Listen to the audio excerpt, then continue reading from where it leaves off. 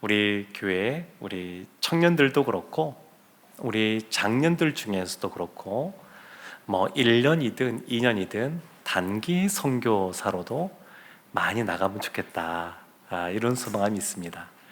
그리고 제가 우리 교육자들에게도 생각보다 자주 던집니다. 선교 갈 마음 없느냐, 아직 그런 마음 안 생겼느냐. 저는 우리 목사님들 중에서도 선교 또 가시는 분들이 나오면 좋겠다 싶습니다. 요즘 정말 선교지에 나가고자 하는 선교사님 숫자가 급격히 많이 줄어들었습니다. 사람을 찾기가 쉽지 않은 상황입니다. 그래서 선교사님들의 연령대를 조사해 보면 30대 거의 없습니다. 40대도 별로 없습니다. 그러니까 다 이제 고령화가 많이 되었습니다. 그래서 참 이렇게 하나님이 너무나 기뻐하시고 또 좋아하시는 열방에서 복음 전하는 일, 이것도 너무너무 좋은 건데, 우리 교회가 지금까지 그런 선교 사역들을 54년 됐죠. 네, 참 많은 것들을 감당해 왔는데 이후에도 그런 걸 힘있게 감당하는 교회가 됐으면 좋겠다 싶습니다.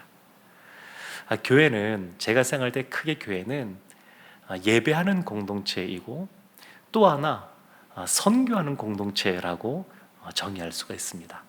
그래서 우리가 힘써 하나님을 찬양하고 예배할 뿐만 아니라 또 하나님이 주신 마음 갖고 할 수 있는 대로 선교하는 교회가 되기를 원합니다. 오늘 본문의 말씀도 사실 이와 연관되어져 있습니다. 이사야서 61장 말씀을 보게 되면 포로로 이스라엘이 바벨론에 잡혀가게 되는데 그들이 다시 돌아오고 회복될 것에 대해서 말씀하고 있습니다. 그런데 그 1절 말씀에 어떻게 시작하냐면 1절 말씀 한번 보십시오. 이렇게 시작합니다. 주 여호와의 영이 내게 내리셨으니 이는 여호와께서 내게 기름을 부으사. 그러면 여기에서 주 여호와의 영이 누구를 말하는 건가? 성령님을 말하는 겁니다. 성령 하나님, 주 여호와의 영. 그러면 내게 내리셨으니, 그 다음에 여호와는 성부 하나님 말하는 것이죠. 그러면 여기서 내게라고 하는 것이 누구를 말하는 건가? 여호와의 영, 성령이 내게 내리셨으니 내가 성부 하나님 여호와께서 내게 기름을 부으사. 내가 누군가? 근데 구약만 보면 짐작만 할 수 있지만 신약을 보면 이 내라고 하는 것이 누구인지가 분명하게 드러납니다. 누가복음 한번 찾아볼까요? 누가복음 4장 16절부터 21절까지의 말씀인데, 우리 누가복음 4장 16절 한번 찾아보면 좋겠습니다. 제가 말씀을 봉독하겠습니다. 여호와께서 그 자라나신 곳 나사렛에 이르사 안식일에 늘 하시던 대로 회당에 들어가사 성경을 읽으려고 서심해 선지자 이사야의 글을 들이거늘 책을 펴서 이렇게 기록된 데를 찾으시니 곧 주의 성령이 내게 임하셨으니 이는 가난한 자에게 복음을 전하게 하시려고 내게 기름을 부으시고 나를 보내사 포로된 자에게 자유를, 눈먼 자에게 다시 보게 함을 전파하며 눌린 자를 자유롭게 하고 주의 은혜의 해를 전파하게 하려 하심이라 하였더라. 책을 덮고 그 맡은 자에게 주시고 앉으시니 회당에 있는 자들이 다 주목하여 보더라. 이에 예수께서 그들에게 말씀하시되 이 글이 오늘 너희 귀에 응하였느니라 하시니. 지금 예수님이 세례 요한에게 세례를 받으신 이후에 공생의 사역을 시작하면서 처음으로 이 회당에서 메시지를 지금 전하고 있는데, 어디 말씀을 가지고 와서 하시는 거냐면 오늘 본문인 이사야서 61장 1절과 2절 말씀을 갖고 와서 말씀하십니다. 가난한 자에게 아름다운 소식이 선포된다. 그래서 마음이 상한 자가 고침을 받게 되고, 포로된 자가 자유를 얻게 되고, 갇힌 자가 노임을 얻게 된다. 은혜의 해가 은혜의 해가 전파되게 된다. 이런 말씀을 하십니다. 그러면서 21절 보았던 것처럼 오늘 너희 귀에 이 글이 응하였다, 이렇게 말씀하십니다. 그러니까 내가 누구냐? 예수님입니다. 예수님이 이 땅에 오시면서 오늘 본문인 이사야서 61장 이 말씀이 응하게 된 겁니다. 지금 이사야 선지자가 이 말씀들을 쭉 쓰고 있는데, 포로된 자들이 돌아올 것에 대해서도 쓰여지는 것이지만, 이 말씀이 이루어진 것은 예수 그리스도가 오심으로 이미 응하게 되었습니다. 주 여호와의 영 성령님, 내게 성자 예수님, 여호와 성부 하나님, 지금 하나님이 회복에 대해서 말씀하시는데, 성령, 성자, 성부, 삼위 하나님의 사역으로서 이것이 이루어지고 있다, 이렇게 말씀하고 있습니다.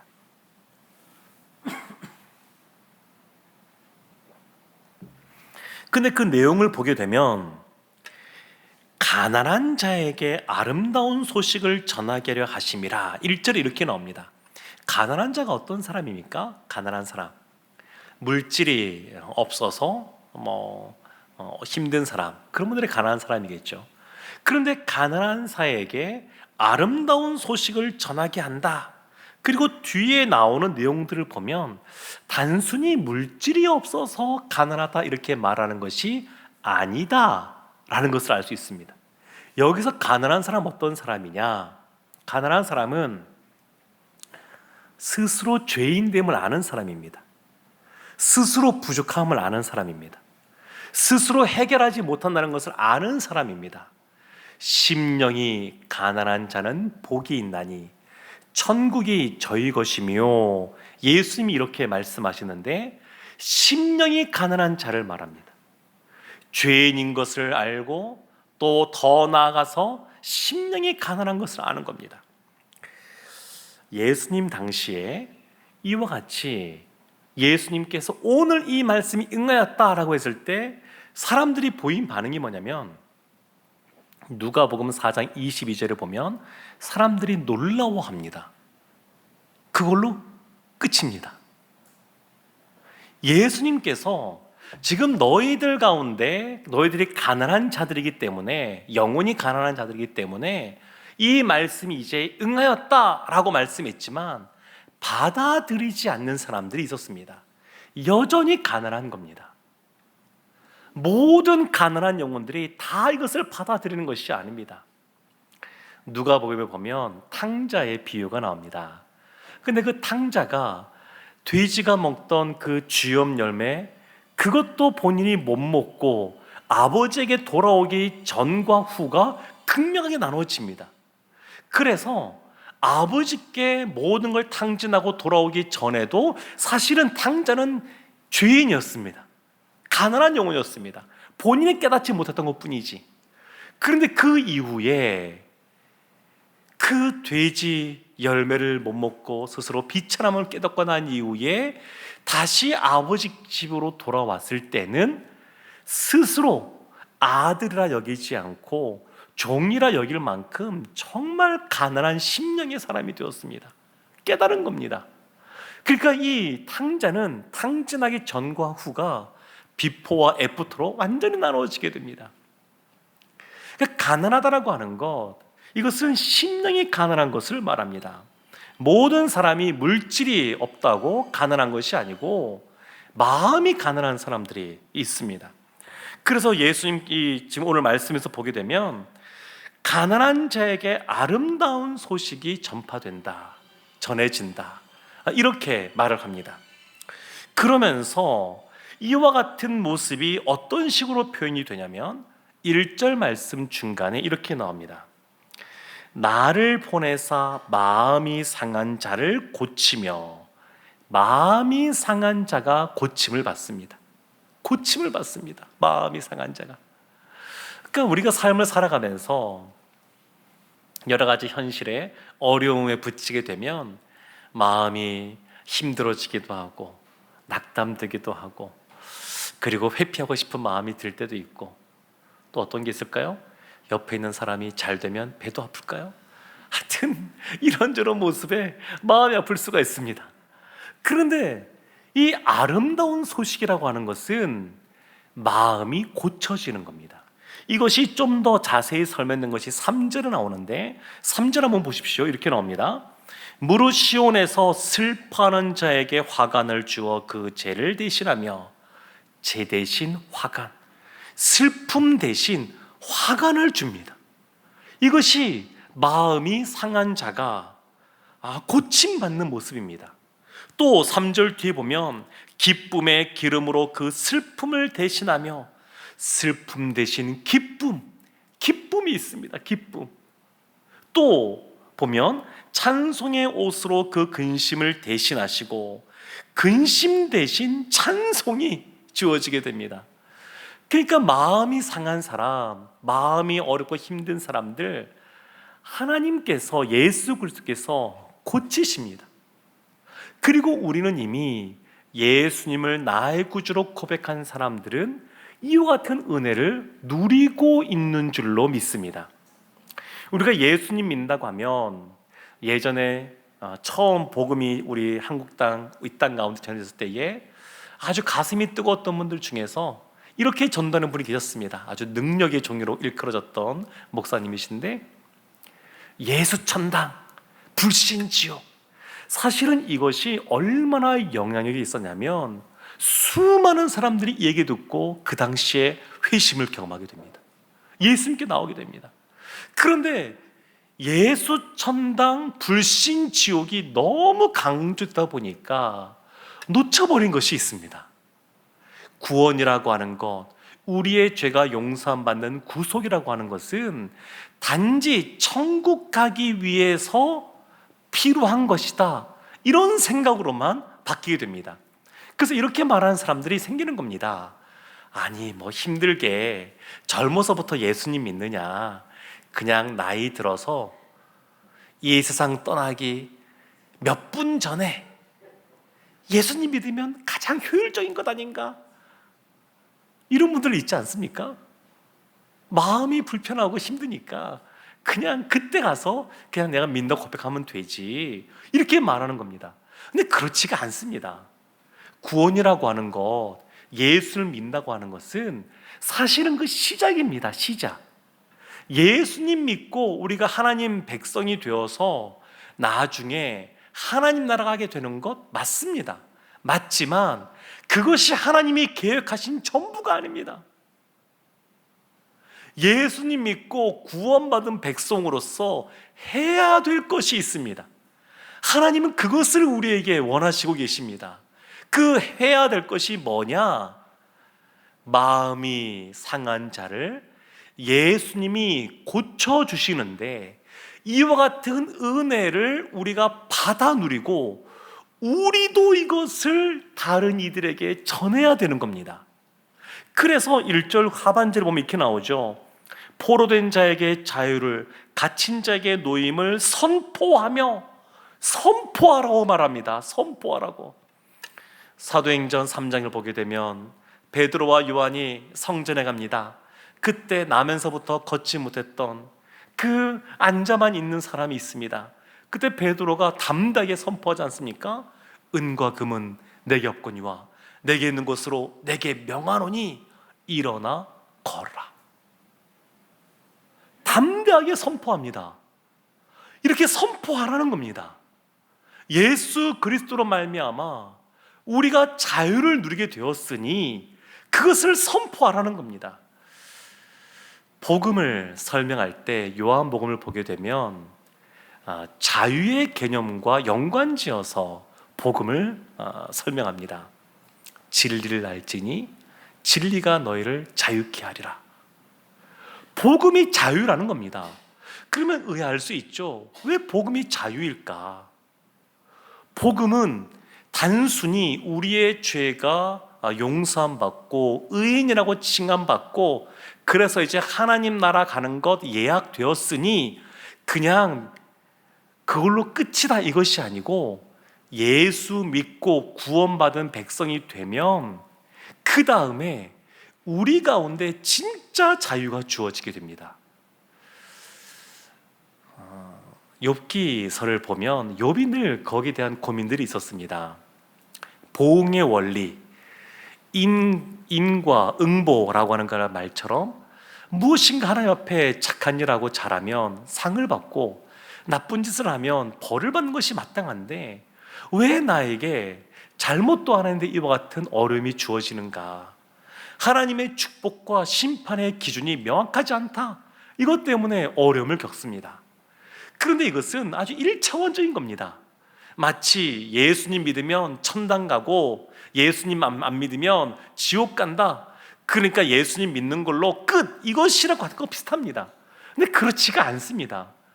진리를 알지니 진리가 너희를 자유케 한다라고 하는 것은 그 다음 단계가 있는 겁니다. 그 이전에는 어쩔 수 없이 내가 하나님 말씀을 지키지 않으면 죄를 짓는 것 같고 그러면 구원받지 못할 것 같고 그래서 그 율법에 얽매여서 하나님을 믿고 섬겼다 그러면 이제는 내 자유로 하나님을 섬기기로 하는 것, 이것이 여기서 말하는 자유입니다. 그러니까 진리가 너희를 자유케 한다 그래서 이제 내 마음대로 살아도 된다 이렇게 말하는 것이 아닙니다. 그렇게 말하는 이단들은 있습니다. 예수님이 나의 과거의 죄, 현재의 죄, 미래의 죄를 다 용서해 주었으니 이제는 내 마음대로 살아도 된다, 내가 죄를 지어도 하나님이 다 용서해 주신다, 이렇게 말하는 구원파가 있습니다. 근데 그렇지가 않습니다. 그 이전과 다르게 이제는 진리 가운데 자유케 되어서 내가 자원함으로 하나님을 섬기기로 결정하는 겁니다. 스스로 하나님 앞에 얽매여서 하나님을 예배하는 자로, 복음을 전하는 자로, 그리고 복음을 선포하는 자로 있겠노라고 결심하고 결정하고 그렇게 기도하는 겁니다. 이것이 더 높은 차원의 신앙생활입니다.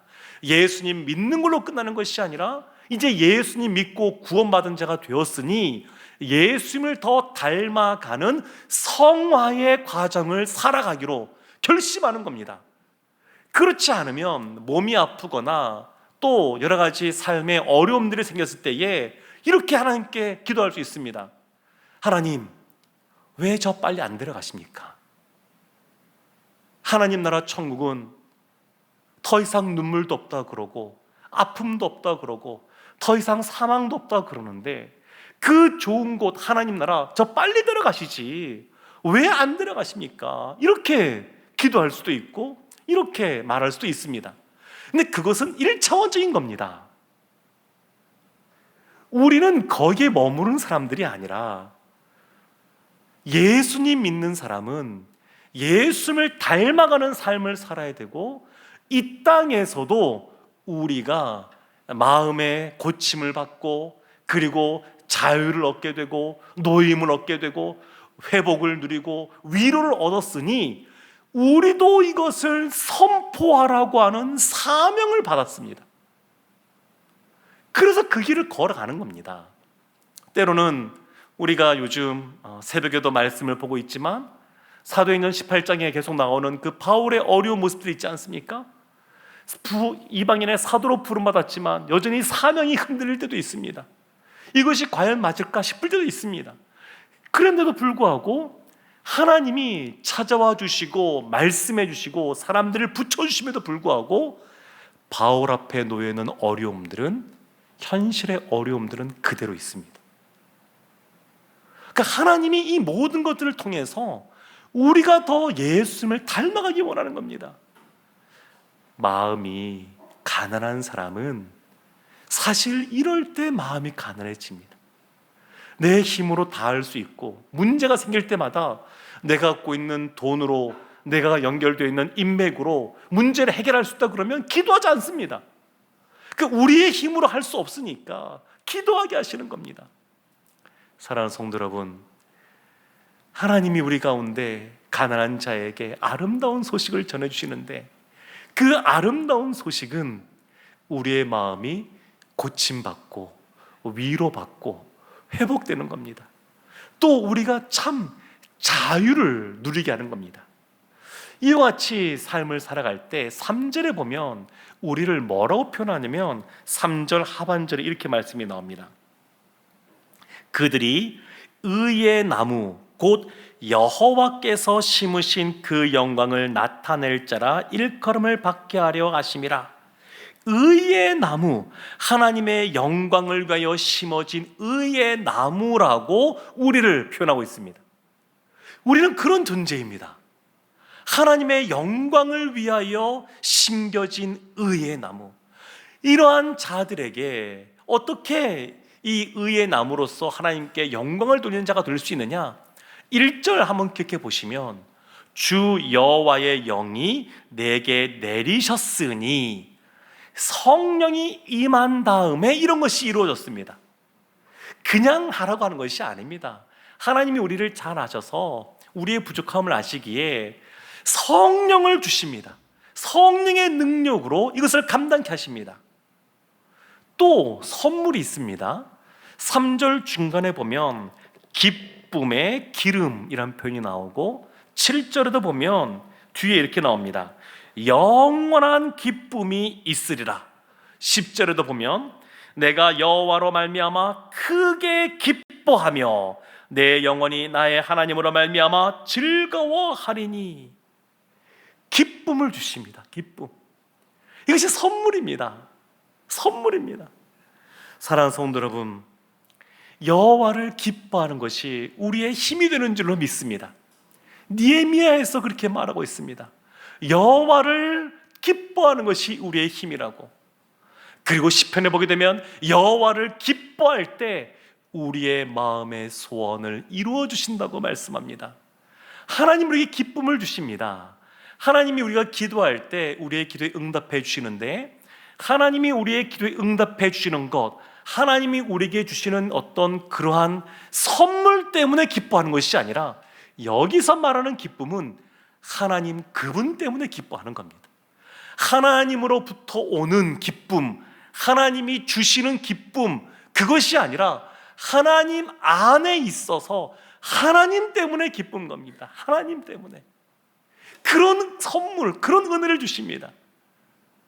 담대하게 하나님이 주시는 그런 구원과 기쁨과 즐거움을 누릴 뿐만 아니라 그것을 선포하는 자들에게 더 분명한 본질적인 기쁨을 누리게 하십니다.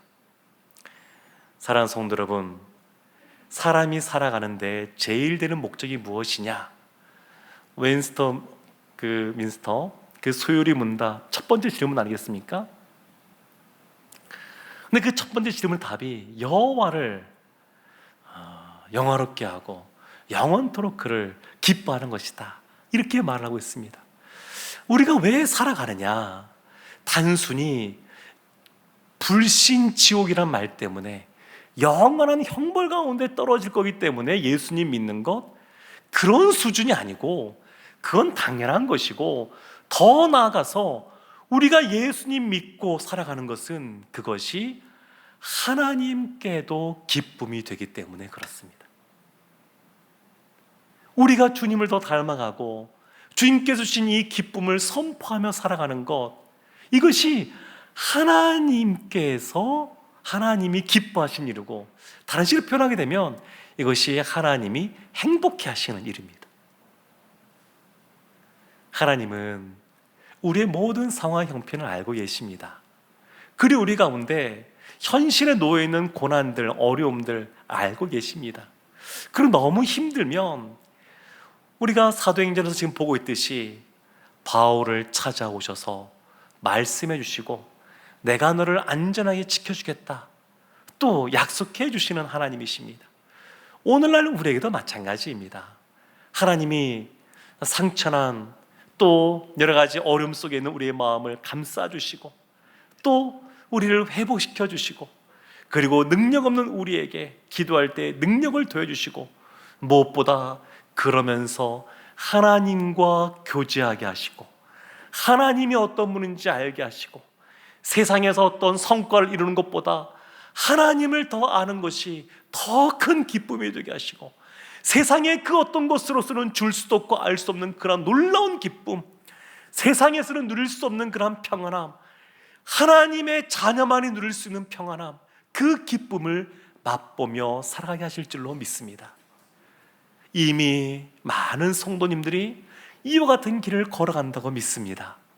다시 한 번 더 우리가 이 말씀을 되새기면서 주님 안에서 참 기쁨을 누리고 또 주님을 찬양하고 이것을 담대히 선포하는 우리 모두가 되기를 주님의 이름으로 축원합니다. 아멘.